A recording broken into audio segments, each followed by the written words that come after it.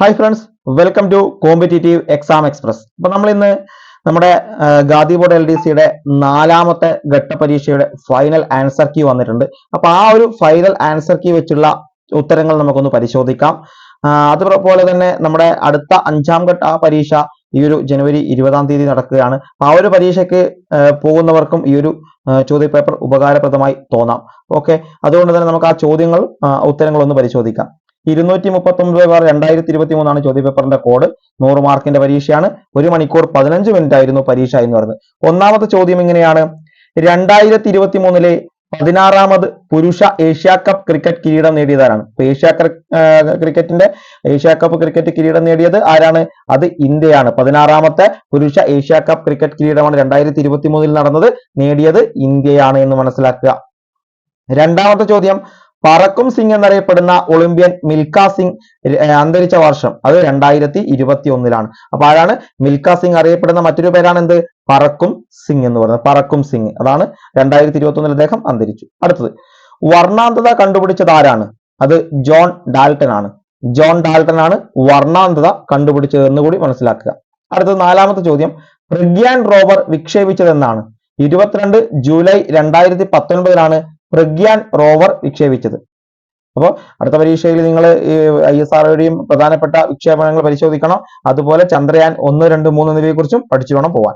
ഇനി 5ാമത്തെ ചോദ്യം: election commission രൂപീകൃതമായത് എന്നാണ്? 1980 ജനുവരി 25-ാം തീയതിയാണ് ഇലക്ഷൻ കമ്മീഷൻ രൂപീകൃതമാകുന്നത്. 6.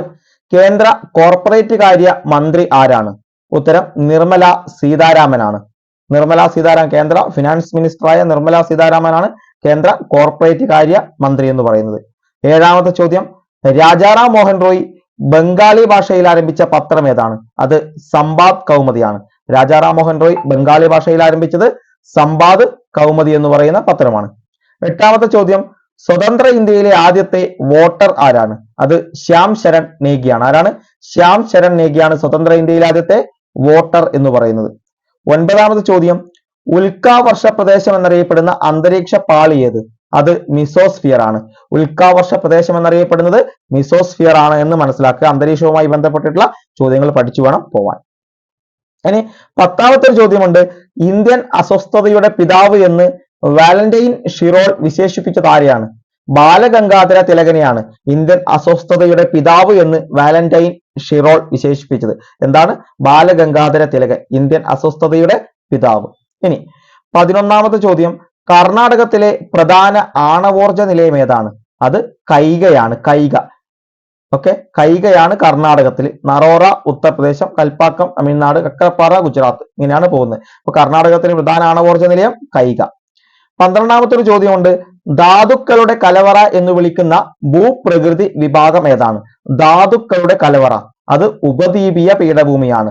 ഉപദ്വീപീയ പീഠഭൂമി നിങ്ങൾ മനസ്സിലാക്കുക. ഈ ആണവോർജ നിലയവുമായി ബന്ധപ്പെട്ട് നിങ്ങൾ പഠിച്ചു പോകുക, അടുത്ത പരീക്ഷയിൽ ചോദിക്കും. അതുപോലെ ഈ ഉത്തരമഹാസമതലം, ഉപദ്വീപീയ പീഠഭൂമി എന്നിവയെ കുറിച്ചും നിങ്ങൾ വ്യക്തമായി പഠിച്ചു തന്നെ പോകണം. അടുത്ത പരീക്ഷയിൽ ചോദിക്കാൻ സാധ്യത കൂടിയത് തന്നെയാണ്. ഇതിൽ നിന്ന് ചോദ്യങ്ങൾ എല്ലാ പരീക്ഷയിലും വന്നിട്ടുണ്ട് എന്ന് കൂടി മനസ്സിലാക്കുക. ഇനി 13ാമത്തെ ചോദ്യം: ലാവ തണുത്തുറഞ്ഞുണ്ടായ പീഠഭൂമി ഏതാണ്? അത് ഡക്കാൻ പീഠഭൂമിയാണ്. ലാവ തണുത്തുറഞ്ഞുണ്ടായ പീഠഭൂമി ഡക്കാൻ പീഠഭൂമിയാണ് എന്ന് മനസ്സിലാക്കുക. ഇനി 14: അമരാവതി ഏതു നദിയുടെ പോഷക നദിയാണ്? കാവേരി നദിയുടെ പോഷക നദിയാണ് അമരാവതി. ഇപ്പൊ നദികളുമായി ബന്ധപ്പെട്ട എല്ലാ പരീക്ഷകളിലും ചോദ്യങ്ങൾ വരുന്നുണ്ട്, പഠിക്കണം. 15ാമത്തെ ഒരു ചോദ്യം എങ്ങനെയാണ്: സുവർണ ചതുഷ്കോണ സൂപ്പർ ഹൈവേ ബന്ധിപ്പിക്കുന്ന സ്ഥലങ്ങൾ ഏതൊക്കെ? സുവർണ ചതുഷ്കോണം, അത് ഇങ്ങനെ ഗോൾഡൻ ക്വാഡ്രിലേറ്ററൽ എന്ന് നമുക്ക് പറയാൻ പറ്റും. ഗോൾഡൻ ക്വാഡ്രിലേറ്ററൽ ഇവിടെ എന്താണ്? ഇവിടെ മുംബൈ ആണ്, ഇവിടെ ഡൽഹിയാണ്, ഇവിടെ കൊൽക്കത്തയാണ്, ഇവിടെ ചെന്നൈയാണ്. ഇങ്ങനെ അങ്ങ് സങ്കല്പിക്കുക. ഇതാണ് ഗോൾഡൻ ക്വാഡ്രിലേറ്ററൽ. മുംബൈ, ഡൽഹി, കൊൽക്കത്ത, ചെന്നൈ. അത് എല്ലാം വരുന്ന ഏതാണ്? ഡൽഹി ഉണ്ട്, മുംബൈ ഉണ്ട്, ചെന്നൈ ഉണ്ട്, കൊൽക്കത്ത ഉണ്ട്. ഓപ്ഷൻ ഡി ആണ് ഉത്തരം. ഇതാണ് ഗോൾഡൻ ക്വാഡ്രിലേറ്ററൽ അല്ലെങ്കിൽ സുവർണ ചതുഷ്കോണം എന്ന് പറയുന്നത്. ആ ഒരു സൂപ്പർ ഹൈവേ ബന്ധിപ്പിക്കുന്ന സ്ഥലങ്ങൾ ഇങ്ങനെയാണ്. ശരിക്കും ഇങ്ങനെയല്ല, പക്ഷെ നമ്മൾ ആ രീതിയിൽ പറഞ്ഞു. ശരിക്കും പറഞ്ഞാൽ ഇങ്ങനെയാണ് ക്വാഡ്രിലേറ്ററൽ. മുംബൈ, ഡൽഹി, മുംബൈ, ചെന്നൈ, കൊൽക്കത്ത. ഡൽഹി, മുംബൈ, ചെന്നൈ, കൊൽക്കത്ത, അങ്ങനെ നമുക്ക് പറയാം. ഓക്കെ. ഇനി 16ാമത്തെ ചോദ്യം: ഇന്ത്യയിലെ ഏറ്റവും ഉയരമുള്ള കൊടുമുടിയായ മൗണ്ട് കെ2 അഥവാ ഗോഡ്വിൻ ഓസ്റ്റിൻ സ്ഥിതി ചെയ്യുന്ന പർവ്വതനിര?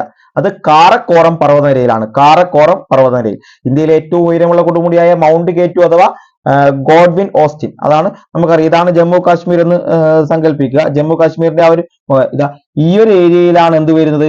K2 വരുന്നത്. K2 അതായത് ഈ ഒരു ജമ്മു കാശ്മീരിന്റെ ആ ഒരു സ്ഥലത്ത് ഇവിടെയാണ് കാറക്കോറം എന്ന് പറയുന്നത്. ട്രാൻസ് ഹിമാലയയുടെ ഭാഗമായിട്ടുള്ള കാറക്കോറം. ഓക്കെ, പഠിച്ചു വെക്കുക. ഇനി 17 കോട്ടോണോപോളിസ് എന്ന് വിശേഷിപ്പിക്കുന്ന ഇന്ത്യയിലെ പ്രധാന നഗരം? അത് മുംബൈ. കോട്ടോണോപോളിസ് എന്ന് വിശേഷിപ്പിക്കുന്നത് മുംബൈ ആണ് എന്ന് നമുക്കറിയാൻ പറ്റും. 18 ദക്ഷിണേന്ത്യയിലെ ആദ്യത്തെ ഇരുമ്പുരുക്ക് വ്യവസായശാല ഏതാണ്? അത് Visvesvaraya iron and steel works limited ആണ്. അപ്പൊ ഇരുമ്പുരുക്ക് വ്യവസായശാലകളുമായിട്ടുള്ള ഒരു ചോദ്യം ഉറപ്പാണ്. ഇത് ബൊക്കാറോ അല്ലെങ്കിൽ നമ്മുടെ റൂർക്കേല അടക്കമുള്ള കാര്യങ്ങൾ, അല്ലെങ്കിൽ ഏറ്റവും ആദ്യത്തേത്, ഏറ്റവും ആദ്യത്തെ അല്ലെങ്കിൽ ദക്ഷിണേന്ത്യയിൽ ആദ്യത്തെ എല്ലാം ചോദിക്കാം. അപ്പൊ ദക്ഷിണേന്ത്യയിൽ ആദ്യത്തെ ഇരുമ്പുരുക്ക് വ്യവസായശാല Visvesvaraya iron and steel works limited ആണ് എന്ന് മനസ്സിലാക്കുക. ഇനി അതുപോലെ 19ാമത്തെ ചോദ്യം, ഇന്ത്യയിലെ ഏറ്റവും വലിയ പെട്രോളിയം ഖനി? അത് മുംബൈ ഹൈ ആണ്. ഇന്ത്യയിലെ ഏറ്റവും വലിയ പെട്രോളിയം ഖനി മുംബൈ ഹൈ.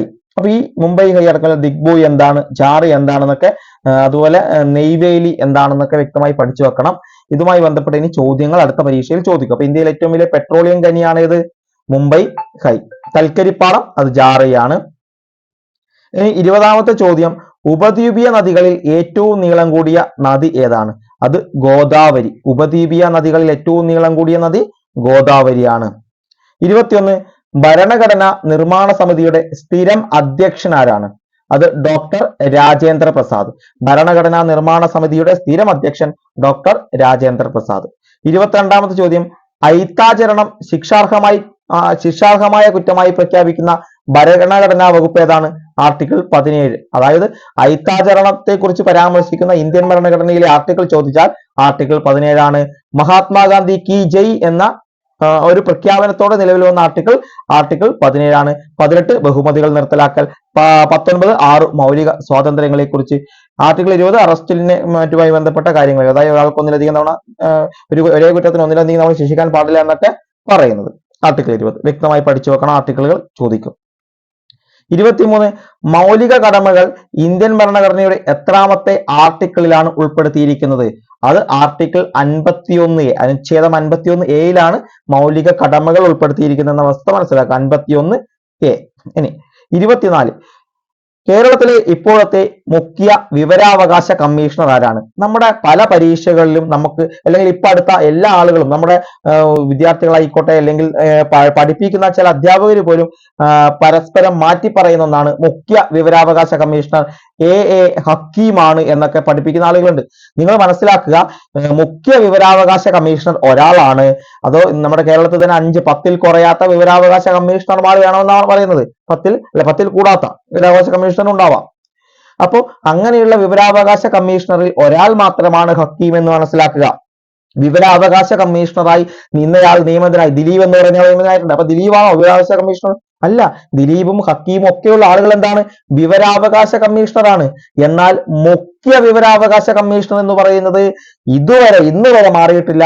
അത് ഡോക്ടർ വിശ്വാസ് മേത്തയാണ്. നമ്മുടെ മുൻ ചീഫ് സെക്രട്ടറി കൂടിയായ ഡോക്ടർ വിശ്വാസ് മേത്ത IAS ആണ് നിലവിൽ മുഖ്യ വിവരാവകാശ കമ്മീഷണർ. മറന്നു പോകരുത്, മാറ്റി പഠിക്കരുത്. ഓക്കെ.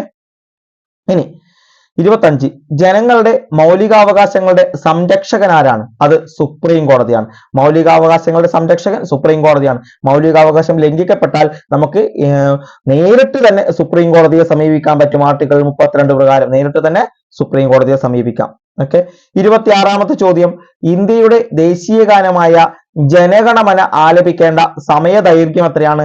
52 സെക്കൻഡ് ആണ്. 52 സെക്കൻഡ് കൊണ്ട് ദേശീയ ഗാനം ആലപിക്കണം. 20 സെക്കൻഡ് ആണ് ഹ്രസ്വ ഗാനത്തിന്റെ ആ ഒരു ദൈർഘ്യം എന്ന് പറയുന്നത്, 20 സെക്കൻഡ്. ഇനി 27 മൗലികാവകാശങ്ങളുടെ പട്ടികയിൽ നിന്നും സ്വത്തവകാശത്തെ നീക്കം ചെയ്ത് ഒരു സാധാരണ നിയമാവകാശമാക്കി മാറ്റിയ ഭരണഘടനാ ഭേദഗതിയാണ് 44ാം ഭരണഘടനാ ഭേദഗതി. ഏതാണ്? 44ാമത് ഭരണഘടനാ ഭേദഗതിയാണ് മൗലികാവകാശങ്ങളുടെ പട്ടികയിൽ നിന്നും സ്വത്തവകാശത്തെ നീക്കം ചെയ്ത് ഒരു സാധാരണ നിയമാവകാശമാക്കി മാറ്റിയത്. ആരെ? സ്വത്തവകാശം. ഏത്? ആർട്ടിക്കിൾ 300A ഉൾപ്പെടുത്തിയിരിക്കുന്നത്. ഈ ഒരു സമയത്ത് പ്രധാനമന്ത്രി ആരാണ്? മൊറാർജി ദേശായി ആണെന്ന് കൂടി മനസ്സിലാക്കുക.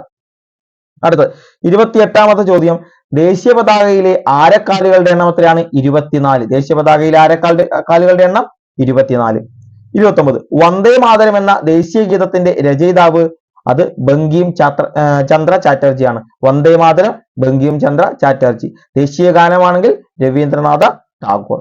ഇനി 30ാമത്തെ ചോദ്യമുണ്ട്, ദേശീയ മനുഷ്യാവകാശ കമ്മീഷന്റെ പ്രഥമ ചെയർമാൻ ആരാണ്? ജസ്റ്റിസ് രംഗനാഥ മിശ്ര. ജസ്റ്റിസ് രംഗനാഥ മിശ്ര. ഏറ്റവും കൂടുതൽ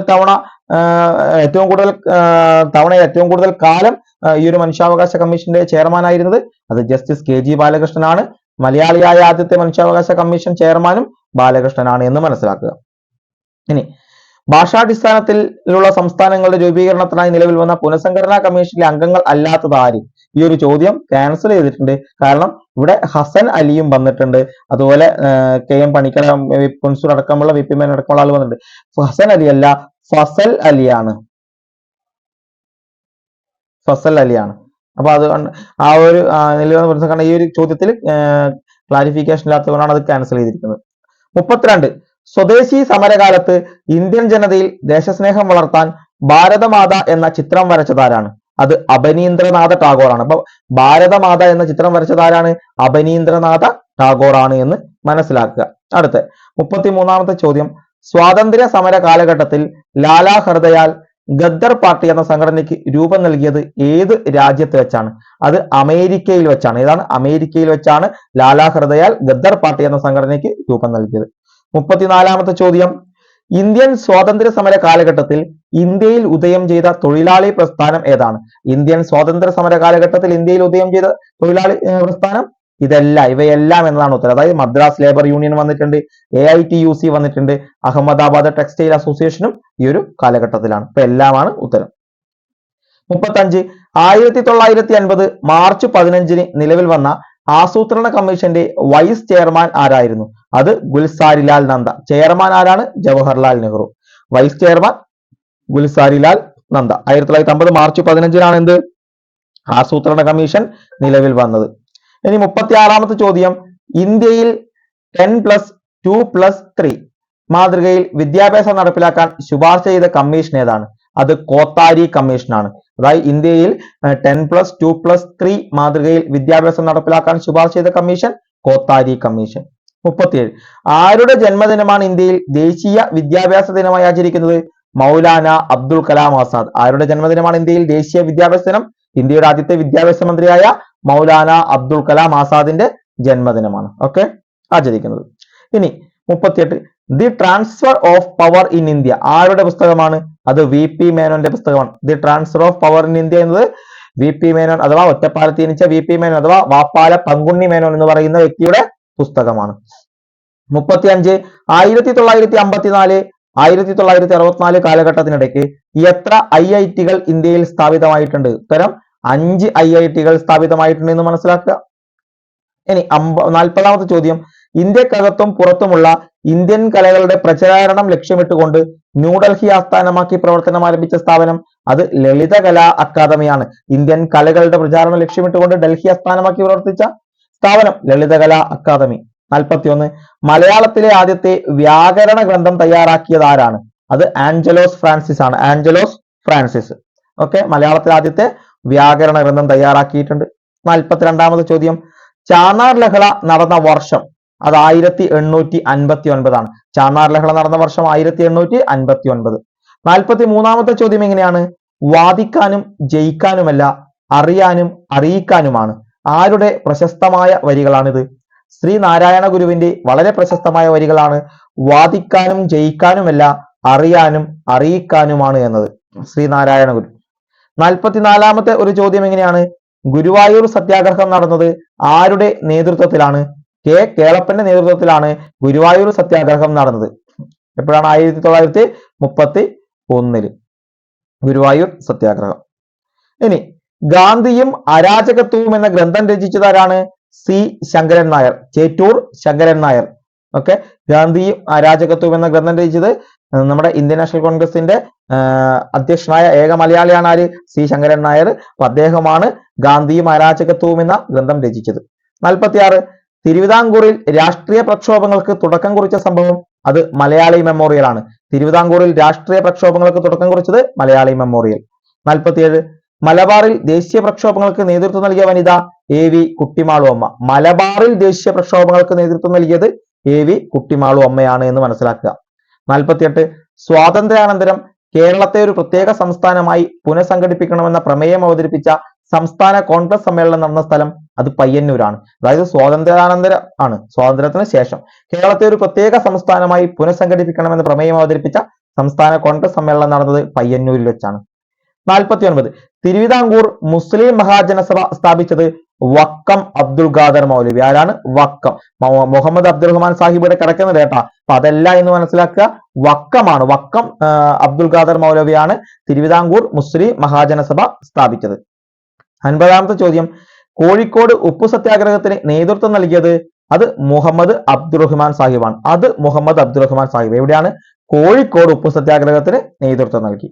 ഇനി 51 കേരളത്തിലെ ഏറ്റവും വലിയ ജില്ല ഇടുക്കി. ഇനിയും അപ്ഡേഷൻ ചെയ്യാത്തവർ, അപ്ഡേറ്റ് ആവാത്തവർ ഓർക്കുക, കേരളത്തിലെ ഏറ്റവും പുതിയ ജില്ല എന്ന് പറയുന്നത്, ഏറ്റവും വലിയ ജില്ല എന്ന് പറയുന്നത് ഇടുക്കിയാണ്. പാലക്കാടിന്റെ സ്ഥാനം നഷ്ടമായിരിക്കുന്നു. ഇടുക്കിയാണ്. കുട്ടമ്പുഴ താലൂക്ക് വീണ്ടും ഇടുക്കിയോട് ചേർത്തതോടുകൂടി ഇടുക്കി വീണ്ടും കേരളത്തിലെ ഏറ്റവും വലിയ ജില്ലയായി മാറിയിരിക്കുന്നു എന്ന് മനസ്സിലാക്കുക.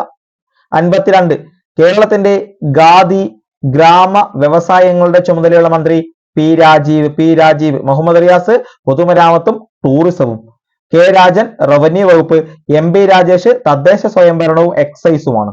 മനസ്സിലാക്കി വെച്ചിട്ട് പോവുക. പി രാജീവാണ് ഖാദി ഗ്രാമ വ്യവസായങ്ങളുടെ ചുമതലയുള്ള മന്ത്രി. 53 കേരള സ്പോർട്സ് കൗൺസിലിന് രൂപം നൽകിയതാരാണ്? നിങ്ങൾ നോക്കുക, ഇവിടെ രാജാ രവിവർമ്മയും ഇവിടെ ഗോദവർമ്മ രാജയും ഉണ്ട്. നമ്മൾ ജി വി രാജ എന്നാണ് പഠിച്ചു പോകുന്നത്. അപ്പൊ അത് രാജാ രവിവർമ്മ എന്നൊക്കെ പലപ്പോഴും മാറി എഴുതുന്ന ആളുകളുണ്ട്. അപ്പൊ അവരോടാണ് പറയാനുള്ളത്, കൺഫ്യൂഷൻ ആകരുത്. നിങ്ങൾ ഒരു സെക്കൻഡ് ഒക്കെ സമയമെടുത്ത് ചോദ്യം വായിച്ച് മനസ്സിലാക്കിയിട്ട് വേണം ഉത്തരങ്ങളിലേക്ക്. ഇവിടെ ഗോദവർമ്മ രാജ എന്ന് വ്യക്തമായി എഴുതിയിട്ടുണ്ട്.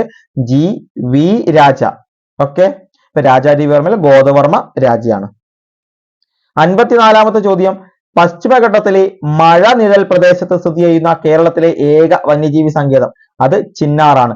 മഴനിഴൽ പ്രദേശം എന്നറിയപ്പെടുന്നത് ചിന്നാറാണ്. അപ്പൊ അവിടെയാണ് പശ്ചിമഘട്ടത്തിലെ മഴനിഴൽ പ്രദേശത്ത് സ്ഥിതി ചെയ്യുന്ന ഏക വന്യജീവി സങ്കേതം ചിന്നാർ. 55 അട്ടപ്പാടിയിലെ ഗോത്ര സമൂഹങ്ങൾക്കിടയിൽ ഇന്നും നിലവിലുള്ള കൃഷി രീതി. നമ്മുടെ പ്രാചീന തമിഴകം എന്ന് പറയുന്ന 8ാം ക്ലാസ്സിലെ പാഠപുസ്തകത്തെ നിന്നുള്ള ചോദ്യമാണ്. പ്രാചീന തമിഴകം. അവിടെ പുനംകൃഷി ഒരു ബോക്സിൽ കൃത്യമായി കൊടുത്തിട്ടുണ്ട്. അട്ടപ്പാടിയിലെ ഗോത്ര സമൂഹങ്ങൾക്കിടയിൽ ഇന്നും നിലവിലുള്ള കൃഷി രീതി ഏതാണെന്ന്. അതേതാണ്? പുനംകൃഷിയാണ്. പുനംകൃഷി. 56ാമത്തെ ചോദ്യം ഗൗണനാടി, കവനോഗ്, വളഞ്ഞാർ എന്നീ പേരുകളിൽ അറിയപ്പെടുന്ന കേരളത്തിലെ ഒരു പുണ്യ നദിയാണ് ഏത്? മീനച്ചിലാർ. ഏതാണ്? മീനച്ചിലാർ. ഗൗണനാടി എന്നും കവനോഗ് എന്നും വളഞ്ഞാർ എന്നും പേരുകളിൽ അറിയപ്പെടുന്നത് മീനച്ചിലാറാണ് എന്ന് മനസ്സിലാക്കുക. 57ാമത്തെ ചോദ്യം പഴന്തമിഴ് പാട്ടുകളിൽ പരാമർശമുള്ള കേരളത്തിലെ ഒരു പഴവർഗം ഏതാണ്? അത് ചക്കയാണ്. ഇതും നമ്മുടെ പ്രാചീന തമിഴകം എന്ന ആ ഒരു 8ാം ക്ലാസ്സിലെ പാഠപുസ്തകം, സോഷ്യൽ സയൻസിന്റെ പാഠപുസ്തകത്തിലെ ഒരു ബോക്സിൽ നിന്നുള്ള ചോദ്യമാണ്. പഴന്തമിഴ് പാട്ടുകളിൽ പരാമർശമുള്ള കേരളത്തിലെ ഒരു പഴവർഗം ഏതാണ്? അത് ചക്കയാണ്. എന്താണ്? ചക്ക. മനസ്സിലാക്കാം. 58 പ്രകൃതി ദുരന്തങ്ങളുടെ നിവാരണത്തിനും ലഘൂകരണത്തിനുമായി സംസ്ഥാനത്ത് പ്രവർത്തിക്കുന്ന സംവിധാനം താഴെ പറയുന്നതിൽ ഏതാണ്? കേരള റവന്യൂ ദുരന്ത നിവാരണ വകുപ്പ്, സംസ്ഥാന ദുരന്ത നിവാരണ അതോറിറ്റി, ദുരന്ത സാധ്യത അപഗ്രഥന സെൽ. ഈ മുകളിൽ പറഞ്ഞവയെല്ലാം എന്താണ്? പ്രകൃതി ദുരന്തങ്ങളുടെ നിവാരണത്തിനും ലഘൂകരണത്തിനുമായി സംസ്ഥാനത്ത് പ്രവർത്തിക്കുന്ന സംവിധാനമാണ് എന്ന് മനസ്സിലാക്കുക. ഇനി 59ാമത്തെ ഒരു ചോദ്യം എറണാകുളം ജില്ലയിലെ ഏത് സ്ഥലത്ത് നടത്തിയ ഉദ്ഖനനമാണ് പ്രാചീന തമിഴകത്തിന് റോമുമായി വ്യാപാര ബന്ധം ഉണ്ടായിരുന്നതിനുള്ള തെളിവുകൾ നൽകുന്നത്? അത് പറവൂർ. അതാ വീണ്ടും പ്രാചീന തമിഴകം. പ്രാചീന തമിഴകത്തിൽ നിന്ന് 3 ചോദ്യങ്ങളാണ് ഇപ്പോൾ ഈ ഒരു ഒറ്റ പാഠഭാഗത്ത് നിന്ന് 3 ചോദ്യങ്ങളാണ് നിലവിൽ വന്നിരിക്കുന്നത്. 3 ചോദ്യങ്ങൾ നിങ്ങൾ മനസ്സിലാക്കുക. ഒരൊറ്റ പരീക്ഷയിൽ പ്രാചീന തമിഴകം എന്ന് പറയുന്ന ഭാഗത്ത് നിന്ന് 3 ചോദ്യങ്ങൾ വന്നു. അപ്പൊ എറണാകുളം ജില്ലയിലെ ഏത് സ്ഥലത്ത് നടത്തിയ ഉദ്ഖനനമാണ് പ്രാചീന തമിഴകത്തിന് റോമുമായി വ്യാപാര ബന്ധം ഉണ്ടായിരുന്നതിനുള്ള തെളിവുകളായി പറയുന്നത്? അത് പറവൂരാണ്. പറവൂർ. 60ാമത്തെ ചോദ്യം 2012 ഉരുൾപൊട്ടലുണ്ടായ പുല്ലൂരാമ്പാറ ഏതു ജില്ലയിലാണ്? അത് കോഴിക്കോട് ജില്ലയിലാണ്. എവിടെയാണ്? കോഴിക്കോട് ജില്ല. അടുത്ത മന്ദുരോഗം പരത്തുന്ന കൊതുകുകൾ എന്നുള്ളത് ക്യാൻസൽ ചെയ്തിട്ട് അനോഫിലസ് കൊതുകും പെൺകൊതുകും ഒക്കെ ഇങ്ങനെ വന്നിട്ടുണ്ട്. അതുകൊണ്ടാണ് ഇത് ക്യാൻസൽ ചെയ്തിരിക്കുന്നത്. 62ാമത്തെ ചോദ്യം വിറ്റാമിൻ എയുടെ തുടർച്ചയായ അഭാവം ഉണ്ടായാൽ നേത്രാവരണവും കോർണിയയും വരണ്ട് കോർണിയ അതാര്യമായി തീരുന്നു. തുടർന്ന് അന്ധതയിലേക്ക് നയിക്കുന്നു. ഈ അവസ്ഥയുടെ പേരാണ് സിറോഫ്താൽമിയ. എന്താണ്? സിറോഫ്താൽമിയ. അപ്പൊ നോക്കുക, വിറ്റാമിൻ എയുടെ തുടർച്ചയായ അഭാവം ഉണ്ടായാൽ നേത്രാവരണവും കോർണിയയും വരണ്ട് കോർണിയ അധാരമായി തീരും. തുടർന്ന് എന്ത് ചെയ്യും? അതൊരു അന്ധതയിലേക്ക് നയിക്കും. ഈ അവസ്ഥയാണ് സിറോഫ്താൽമിയ എന്ന് പറയുന്നത്. 63 ഓർഗാൻ ഓഫ് കോർട്ടി ഏത് ജ്ഞാനേന്ദ്രിയവുമായി ബന്ധപ്പെട്ടിരിക്കുന്നു? ചെവിയാണ്. ഓർഗാൻ ഓഫ് കോർട്ടി എന്താണ്? ചെവിയുമായിട്ടാണ് ബന്ധപ്പെടുന്നത്. അടുത്തത് ഉമിനീരിന്റെ pH മൂല്യം എത്രയാണ്? അത് 6.2 മുതൽ 7.6 വരെ. 6.2 to 7.6 ആണ് ഉമിനീരിന്റെ pH മൂല്യം. അടുത്ത കേരളത്തിന്റെ ആരോഗ്യ പദ്ധതികളിൽ ഒന്നായ ആർദ്രം പദ്ധതിയിൽ പെടാത്തത് ഏതാണ്? ഒന്ന്, ഗവൺമെന്റ് ആശുപത്രികളിൽ രോഗി സൗഹൃദമായ സേവനങ്ങൾ ലഭ്യമാക്കുക പെടുന്നതാണ്. പ്രൈമറി ഹെൽത്ത് സെന്ററുകളെ ഫാമിലി ഹെൽത്ത് സെന്ററുകളാക്കി വിപുലപ്പെടുത്തുക. ജില്ലാ താലൂക്ക് ആശുപത്രികളിൽ സ്പെഷ്യാലിറ്റി സൂപ്പർ സ്പെഷ്യാലിറ്റി സേവനങ്ങൾ ഉറപ്പാക്കുക. അടിസ്ഥാന സൗകര്യ വികസന കാര്യങ്ങൾക്ക് വേണ്ട ഫണ്ട് പഞ്ചായത്ത് ലഭ്യമാക്കുകയും ചെയ്യുക. ഇതാണ് ഇതിൽ പെടാത്തത്. Okay, option D. അടുത്ത് 66ാമത്തെ ചോദ്യം, 27ാമത് സംസ്ഥാന വിത്ത് ഉപസമിതി തീരുമാന പ്രകാരം മണ്ണുത്തി കാർഷിക ഗവേഷണ കേന്ദ്രം വികസിപ്പിച്ചെടുത്തതും തൃശൂർ ജില്ലയിലെ കോൾപ്പാടങ്ങളിലേക്ക് അനുയോജ്യമായതുമായ നെല്ലിന്റെ ഇനം ഏതാണ്? അത് KU മനുരത്നയാണ്. KAU മനുരത്ന. 27ാമത് സംസ്ഥാന വിത്ത് ഉപസമിതിയുടെ തീരുമാന പ്രകാരം മണ്ണുത്തി കാർഷിക ഗവേഷണ കേന്ദ്രം വികസിപ്പിച്ചെടുത്തതും തൃശൂർ ജില്ലയിലെ കോൾപ്പാടങ്ങളിലേക്ക് അനുയോജ്യമായതുമായ നെല്ലിന്റെ ഇനമാണ്. അത് KAU മനുരത്നയാണ്. ഓക്കെ. 67ാമത്തെ ചോദ്യം, ആഗോളതാപനത്തിന് കാരണമായ ഹരിതഗ്രഹവാതകങ്ങളിൽ ഏറ്റവും കൂടിയ അളവിൽ കാണപ്പെടുന്നത് ഏതാണ്? അത് കാർബൺ ഡൈ ഓക്സൈഡ് ആണ്. ആഗോളതാപനത്തിന് കാരണമായ ഹരിതഗ്രഹവാതകങ്ങൾ ഏറ്റവും കൂടുതൽ കാണപ്പെടുന്നത് ഏതാണ്? കാർബൺ ഡൈ ഓക്സൈഡ് ആണ്. 68 താഴെ കൊടുത്തിരിക്കുന്നവയിൽ വന്യജീവി സംരക്ഷണ കേന്ദ്രം അല്ലാത്തത് ഏതാണ്? അത് രൂപ്കുണ്ട് ആണ്. രൂപ്കുണ്ട്. സുന്ദർബൻസ് വന്യജീവി സംരക്ഷണം, മനാസ് വന്യജീവി സംരക്ഷണം, സരിസ്ക വന്യജീവി സംരക്ഷണം. രൂപ്കുണ്ട് വന്യജീവി സംരക്ഷണ കേന്ദ്രം അല്ല. 69ാമത് ചോദ്യം, കേരളത്തിലെ കാടുകളിൽ വിസ്തൃതിയിൽ ഏറ്റവും കൂടുതലുള്ള വിഭാഗം ആർദ്ര ഇലപൊഴിയും വനങ്ങളാണ്. കേരളത്തിലെ കാടുകളിൽ വിസ്തൃതിയിൽ ഏറ്റവും കൂടുതലുള്ള വിഭാഗം ചോദിച്ചാൽ ആർദ്ര ഇലപൊഴിയും വനങ്ങളാണ്. അടുത്ത 70ാമത്തെ ചോദ്യം, താഴെ തന്നിരിക്കുന്നവയിൽ ശരിയായ പ്രസ്താവനകൾ ഏതെല്ലാം എന്നാണ്? ലൈക്കനുകൾ എന്ന വിഭാഗം സസ്യങ്ങളെ വായുമലിനീകരണത്തിന്റെ സൂചകങ്ങളായി കണക്കാക്കാം. 2, വായുമലിനീകരണം കുറക്കുന്നതിന് വേണ്ടി കാറ്റലിറ്റിക് കൺവെർട്ടർ എന്ന ഉപകരണം ഘടിപ്പിച്ച വാഹനങ്ങളിൽ ലെഡ് അടങ്ങിയിട്ടില്ലാത്ത പെട്രോളാണ് ഉപയോഗിക്കേണ്ടത്. കാറ്റലിറ്റിക് കൺവെർട്ടറുകളിൽ ഉൾപ്രേരകമായി ഉപയോഗിക്കുന്ന ലോഹമാണ് മെർക്കറി. ഓപ്ഷൻ സിയും, അതായത് 1ഉം 2ഉമാണ് ശരി, 3 എന്താണ്? തെറ്റാണ്. 71ാമത്തെ ചോദ്യം, ആറ്റത്തിലെ ചാർജ് ഇല്ലാത്ത കണമായ ന്യൂട്രോണിനെ കണ്ടെത്തിയ ശാസ്ത്രജ്ഞനാരാണ്? അത് ജെയിംസ് ചാഡ്വിക് ആണ്. ചാഡ്വിക് അല്ല, ചാഡ്വിക് ആണ്. James Chadwick. ആറ്റത്തിലെ ചാർജ് ഇല്ലാത്ത കണമായ ന്യൂട്രോണിനെ കണ്ടെത്തിയ ശാസ്ത്രജ്ഞൻ ജെയിംസ് ചാഡ്വിക്. 72ാമത്തെ ചോദ്യം, അയിരുകളെയും ധാതുക്കളെയും സംബന്ധിച്ച് ശരിയായ പ്രസ്താവനകൾ ഏതെല്ലാം? എല്ലാ അയിരുകളും ധാതുക്കളാണ്, എല്ലാ ധാതുക്കളും അയിരുകളല്ല. അപ്പൊ 1ഉം 2ഉമാണ്. 2ഉം ശരിയാണ്. ഓക്കെ. 73 പരസ്പരം ബന്ധമില്ലാതെ തിരിച്ചറിയുക. സോഡിയം എന്നത് ആൽക്കലി ലോഹമാണ്. ശരിയാണോ? കാൽസ്യം ഒരു സംക്രമണ ലോഹമാണ്. ശരിയാണോ? അലൂമിനിയം ബോറോൺ കുടുംബമാണ്. ശരിയാണോ? ക്ലോറിൻ ഉത്കൃഷ്ട വാതകമാണ്. ശരി. ഏതാണ് പരസ്പര ബന്ധം ഇല്ലാത്തത്? 2ഉം 4ഉമാണ് പരസ്പര ബന്ധം. കാൽസ്യം ഒരു സംക്രമണ ലോഹമല്ല. 4 ക്ലോറിൻ ഉത്കൃഷ്ട വാതകവും അല്ല എന്ന് മനസ്സിലാക്കുക. 74 ഒരു ജലതന്മാത്രയിലെ ഹൈഡ്രജനും ഓക്സിജനും തമ്മിൽ ആറ്റോമിക മാസിലുള്ള അനുപാതം എത്രയാണ്? 1:8 ആണ്. 1:8. ഒരു ജലതന്മാത്രയിലെ ഹൈഡ്രജനും ഓക്സിജനും തമ്മിൽ ആറ്റോമിക മാസിലുള്ള അനുപാതം 1:8 ആണ്. 75ാമത്തെ ചോദ്യം, പഞ്ചസാരയിലെ ഘടകമൂലകങ്ങൾ ഏതൊക്കെയാണ്? Carbon, hydrogen, oxygen. Carbon, hydrogen, oxygen ആണ് പഞ്ചസാരയിലെ ഘടക മൂലകങ്ങൾ. 76ാമത്തെ ചോദ്യം, മനുഷ്യന് കേൾക്കാൻ കഴിയുന്ന ശബ്ദത്തിന്റെ ആവൃത്തിയുടെ താഴ്ന്ന പരിധി ഡാഷ് ആണ്. അത് 20 ഹെർട്സ് ആണ്. 20 ഹെർട്സ് മുതൽ 200 ഹെർട്സ് വരെ എന്ന് പറയും. 20,000 ഹെർട്സ് വരെ നമുക്ക് പോവാം. 20,000 ഹെർട്സ്. ഓക്കെ. മനുഷ്യന് കേൾക്കാൻ കഴിയുന്ന ശബ്ദത്തിന്റെ ആവൃത്തിയുടെ താഴ്ന്ന പരിധി 20 ഹെർട്സ്. പ്രവൃത്തിയുടെ യൂണിറ്റ് അത് ജൂൾ ആണ്. പ്രവൃത്തിയുടെ യൂണിറ്റ് ജൂൾ. 78 തന്മാത്രകളുടെ സ്ഥാനമാറ്റം മുഖേന താപം പ്രേക്ഷണം ചെയ്യപ്പെടുന്ന രീതിയാണ് സംവഹനം. തന്മാത്രകളുടെ സ്ഥാനമാറ്റം മുഖേന താപം പ്രേഷണം ചെയ്യപ്പെടുന്ന സംവഹനം എന്ന് പറയുന്നു. 79 വസ്തു ഒരു തുലന സ്ഥാനത്തെ ആസ്പദമാക്കി ഇരുവശങ്ങളിലേക്കും ചലിക്കുന്നത് അത് ദോലനമാണ്. ദോലനം. ഒരു വസ്തു ഒരു തുലന സ്ഥാനത്തെ ആസ്പദമാക്കി ഇരുവശങ്ങളിലേക്കും ചലിക്കുന്നത് ദോലനം. 80ാമത്തത് ചുവടെ കൊടുത്തിരിക്കുന്നവയിൽ കൂട്ടത്തിൽ പെടാത്തത് കണ്ടെത്തി എഴുതുക. സൗരോർജം, കാറ്റ്, തിരമാല, കൽക്കരി. ഇതിൽ കൽക്കരിയാണ് ഈ ചുവടെ കൊടുത്തിരിക്കുന്ന കൂട്ടത്തിൽ പെടാത്തത്. ഓക്കെ.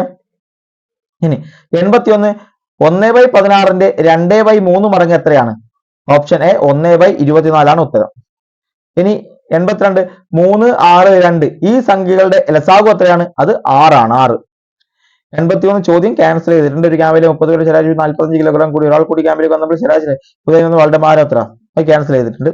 84 1/2 പ്ലസ് 1/2 പ്ലസ് 1/2 ദശാംശ രൂപം എഴുതുക. അത് 0.875 ആണ്. ബി ആണ് ഉത്തരം.